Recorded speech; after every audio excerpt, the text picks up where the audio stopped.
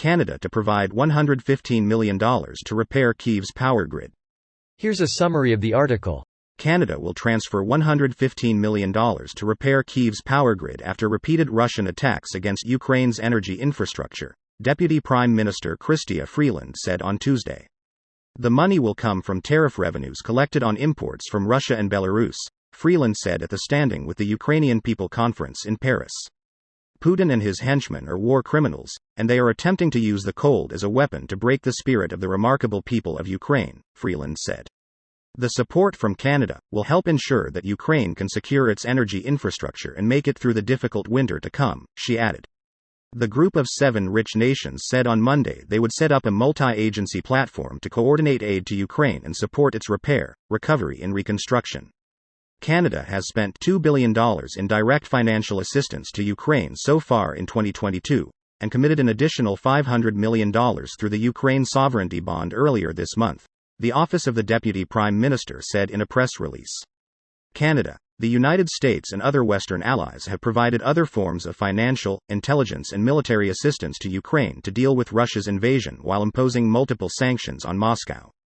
This post received a score of 38,000, with an upvote ratio of 91%. Here are the top comments in response to this article. I bet it comes with a free U2 album. If ever there was a justification for another war, that'd be one of them. It showed me that it is possible to be absolutely livid about getting something for free.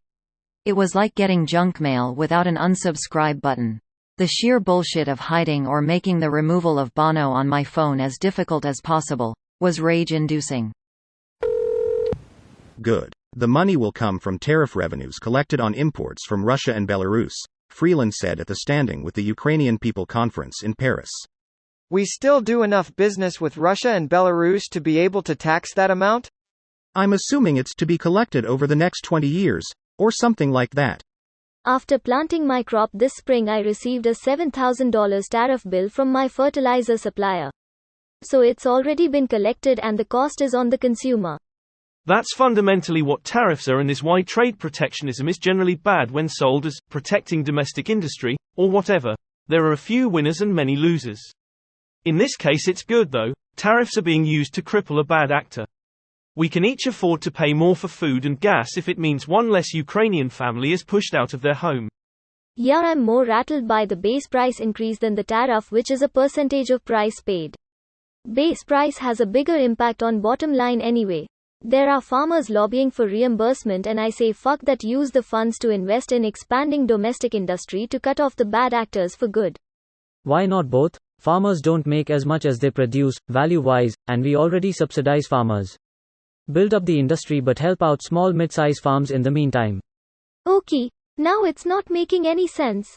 You tax Russian fertilizer imports, then Russian suppliers raise their prices to account for the tax, then the government reimburses the farmers for their losses due to higher prices? What's the point then? ELI5 Why would Russia not just destroy it again? The biggest thing is generators. Allies pumped thousands and thousands into Ukraine and aren't stopping. It's incredibly more difficult to effectively cut power when essential buildings have their own backup power supplies. Russia has been using cruise missiles, which are great for power plant and major junctions, but they don't have the accuracy or intel to hit generators specifically, and sabotage is very risky.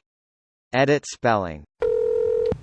Russia has launched nearing 1,000 missiles at Kyiv at this point to damage their electric infrastructure before winter. A single cruise missile costs $2 million. Canada's providing will repair said infrastructure. This means Canada's help of $115 million overpowers Russia's attack of nearing $2 billion. Russia's losing hard.